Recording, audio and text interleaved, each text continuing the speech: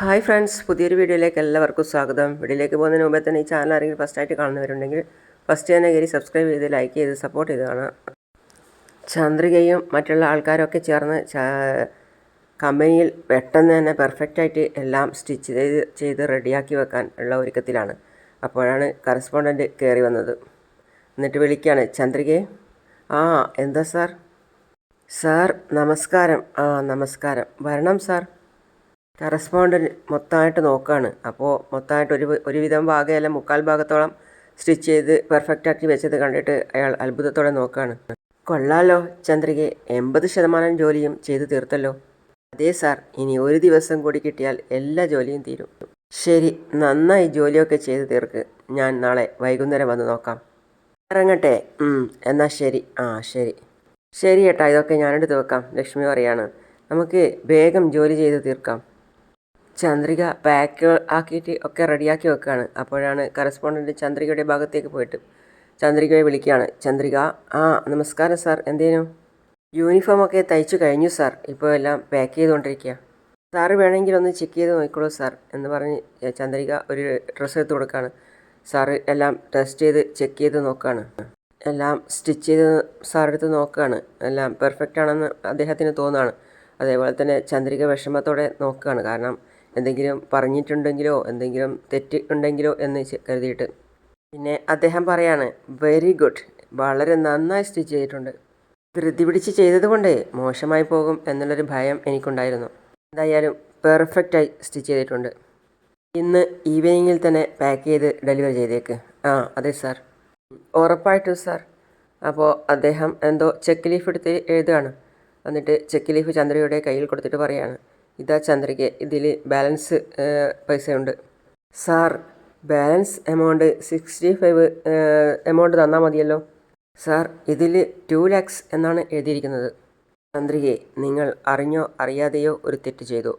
അത് കാരണമാക്കി ഞാൻ നിങ്ങളെ കുറിച്ച് കാട്ടാൻ ആഗ്രഹിക്കുന്നില്ല.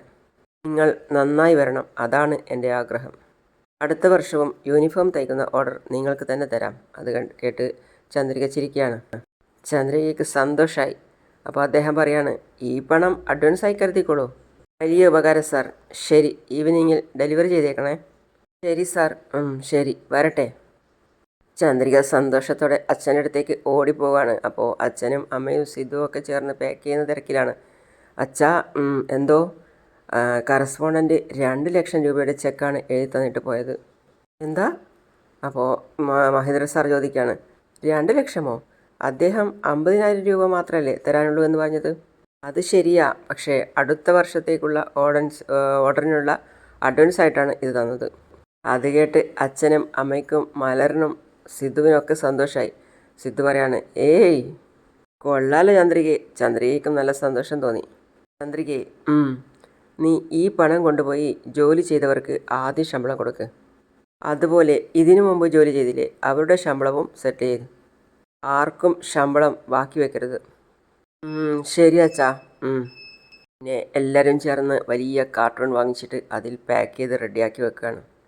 പിന്നെ കാണിക്കുന്നത് മഹേന്ദ്ര സാറും ലക്ഷ്മിയും ഒരു ജോത്സ്യൻ്റെ അടുത്ത് പോയിട്ട് ജാതകം കാണിച്ചു കൊടുക്കുകയാണ്. അപ്പം ജാതകം മൊത്തം കംപ്ലീറ്റ് ഒന്ന് നോക്കിയിട്ട് അതിനുശേഷം ജോത്സ്യൻ പറയാണ്, ഈ ജാതകം തമ്മിൽ രണ്ടും ഒരു പൊരുത്തവും ഇല്ല. ഈ കുട്ടിയുടെ വിവാഹം നടത്തണമെന്നുണ്ടെങ്കിൽ വേറൊരു പയ്യനെ കണ്ടുപിടിച്ചോളൂ. ഈ പയ്യനുമായിട്ട് കല്യാണം നടത്തുകയാണെങ്കിൽ നിങ്ങളുടെ പേരക്കുട്ടിയുടെ ജീവൻ ആപത്തിലാണ്. മഹേന്ദ്ര സാർ വിഷമത്തോടെ ചോദിക്കുകയാണ്, സ്വാമി എന്തായി പറയുന്നേ? ജാതകത്തിൽ ഉള്ളതല്ലേ എനിക്ക് പറയാൻ പറ്റുമോ?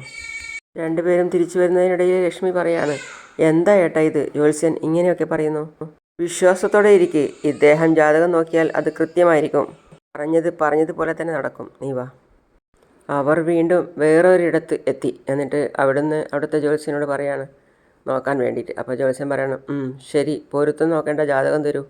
അദ്ദേഹവും കണക്ക് വെച്ച് നോക്കിയിട്ട് പറയാണ്, ഈ 2 ജാതകവും തമ്മിൽ ഒരു പൊരുത്തവും ഇല്ല. നിങ്ങളിത് കൊണ്ടുപോകുന്നതാണ് നല്ലത്.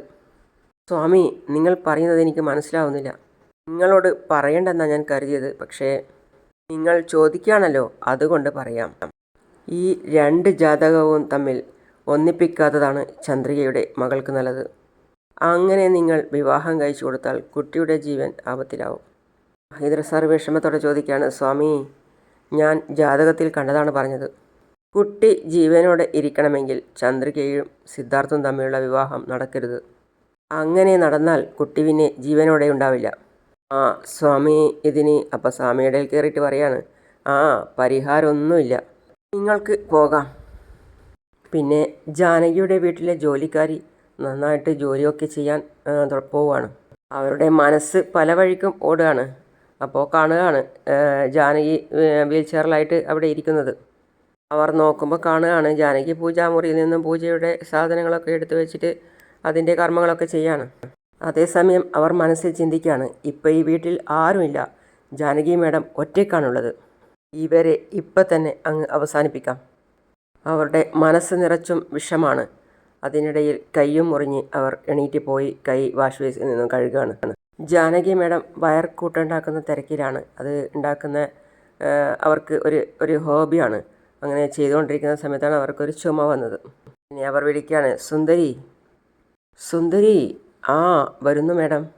സുന്ദരി, പറഞ്ഞോ മേഡം, എന്താ വേണ്ടത്? എനിക്ക് കുടിക്കാൻ കുറച്ച് വെള്ളം കൊണ്ടുവാ. ദേ ഇപ്പം കൊണ്ടുവരാം. അവർ നന്നായി ചുമക്കുകയാണ്. അപ്പോഴേക്കും അവൾ വെള്ളവുമായിട്ട് വന്നിട്ട്, ഇതാ മേഡം. സുന്ദരി, എന്താണെന്നറിയില്ല, രാവിലെ മുതൽ വല്ലാത്ത നെഞ്ചിടിപ്പ്. താഴെ ടേബിളിൽ പ്രഷറിൻ്റെ ഗുളികയുണ്ട്, അത് ഒന്നെടുത്തുകൊണ്ട് വരുമോ? ഇപ്പം കൊണ്ടുവരാം മേഡം. അവർ താഴെ പോയി പ്രഷറിൻ്റെ ഗുളിക എടുത്തുകൊണ്ട് വന്ന് ജാനകി മേഡത്തിന് കൊടുക്കുകയാണ്. ഇതാ മേഡം. നീ താഴെ പോയി നിൻ്റെ ജോലി നോക്കിക്കോ.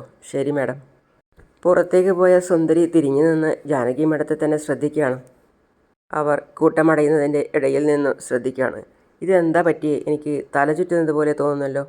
ജാനകി ആ ടാബ്ലറ്റ് കഴിച്ചതിന് ശേഷം വല്ലാതെ അസ്വസ്ഥയാവാണ്. അപ്പോഴോ സുന്ദരി ഒരു സ്ഥലത്ത് മാറി നിന്ന് ഇതൊക്കെ ശ്രദ്ധിക്കുകയാണ്. ജാനകി മനസ്സിൽ ചിന്തിക്കുകയാണ്, കുറച്ചു നേരം റൂമിൽ പോയി റെസ്റ്റ് എടുക്കാം. ഇവർക്ക് പോകണമെങ്കിൽ എന്തായാലും ഈ പടിക്കെട്ട് ക്രോസ് ചെയ്തല്ലേ പറ്റൂ. എന്തായാലും വരട്ടെ. അവിടെ മറഞ്ഞു നിന്ന സുന്ദരി ജാനകിയെ വീൽചെയറിൽ നിന്ന് തട്ടിത്താഴെയിട്ടു.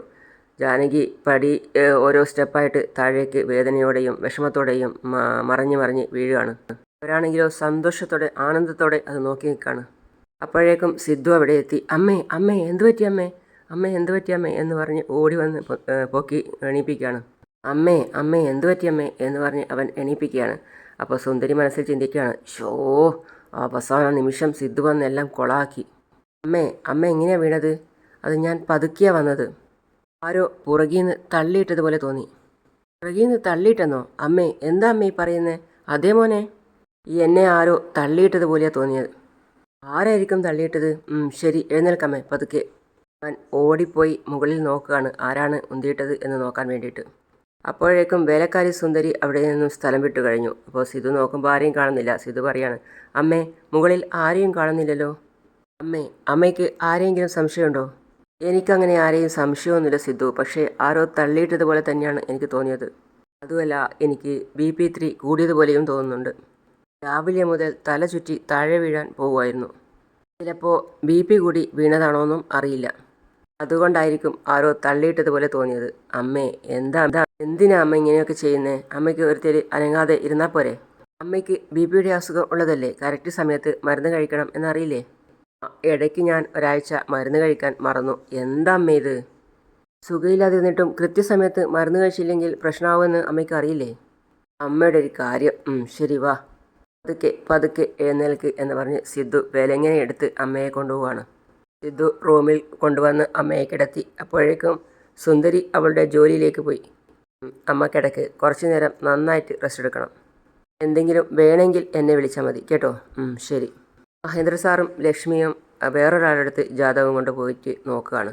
അയാളും ജാതകം കയ്യിൽ വാങ്ങിച്ചിട്ട് നോക്കുകയാണ്. അയാൾ അവരടുത്ത് ചോദിക്കുകയാണ്, ഇതിനു മുമ്പ് ഈ ജാതകം എത്ര പേരുടെ അടുത്ത് കാണിച്ചിട്ടുണ്ട്? മഹേന്ദ്ര സാർ പറയാണ്, ഒരു 4-5 പേരെ കാണിച്ചിട്ടുണ്ടാവും. അവരൊക്കെ എന്ത് പറഞ്ഞു കാണുമെന്ന് എനിക്കറിയാം. എനിക്കും അതുതന്നെയാണ് പറയാനുള്ളത്.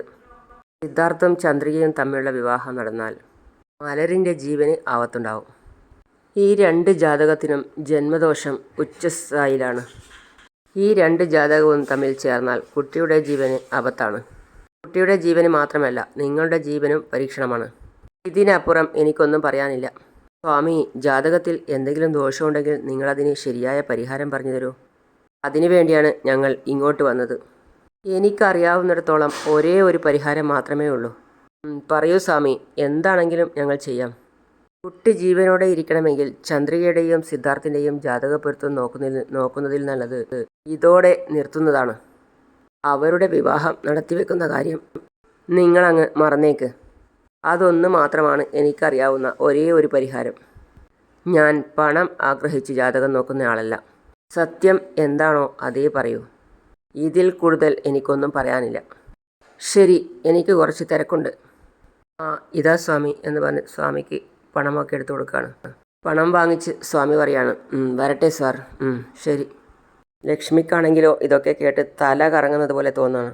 ലക്ഷ്മി വീണ്ടും തളർച്ചയോടെ അവിടെ ഇരുന്നു. അപ്പോൾ മഹേന്ദ്ര സാർ ചോദിക്കുകയാണ്, ലക്ഷ്മി നിനക്കെന്ത് പറ്റി? ലക്ഷ്മി വല്ലാത്ത അസ്വസ്ഥതയോടുകൂടി കളിക്കുകയാണ്. അപ്പോൾ മഹേന്ദ്ര സാർ ചോദിക്കുകയാണ്, എന്ത് പറ്റി ലക്ഷ്മി, എന്ത് പറ്റി, നിനക്ക് എന്താ പറ്റിയത്? അവിടുന്ന് വെള്ളവും ബോട്ടലും വാങ്ങിച്ചിട്ട് മുഖത്ത് വെള്ളം തളിച്ചു കൊടുക്കുകയാണ്. ലക്ഷ്മി ലക്ഷ്മി എഴുന്നേൽക്ക്, ഈ വെള്ളം കുടിക്ക്. ഏട്ടാ, ഇവരൊക്കെ എന്താ ഇങ്ങനെ പറയുന്നത്? എനിക്ക് നന്നായിട്ട് പേടി തോന്നുന്നു ഏട്ടാ. ലക്ഷ്മി കരയരുത് ലക്ഷ്മി. നമ്മൾ പ്രാർത്ഥിക്കുന്ന ദൈവം ഒരിക്കലും നമ്മളെ കൈവിടില്ല. പക്ഷേ ലക്ഷ്മിക്ക് സങ്കടം അടക്കാനാവുന്നില്ല. അങ്ങനെയാണ് ഇന്നത്തെ ഭാഗം അവസാനിക്കുന്നത്. അടുത്തതായി കാണിക്കുന്നത് ഇത് ഓടുകയാണ്. അയ്യോ എന്നെ വിട്ടേക്ക്, ഞാനൊരു പാവാണേ, ഞാനൊന്നും ചെയ്തിട്ടില്ലേ എന്ന് പറഞ്ഞ്. അപ്പം ചന്ദ്രികയും അതിൻ്റെ പിന്നാലെ ഓടിയിട്ട് പറയാണ്, ഇല്ല അച്ഛാ, പിടിക്കച്ചാ, വിടലേ, ഏയ് വേണ്ട വേണ്ട വേണ്ട. അങ്ങനെ മഹേന്ദ്ര സാറും സിദ്ധുവും ചന്ദ്രികയും പിടിക്കാൻ ഓടുകയാണ്.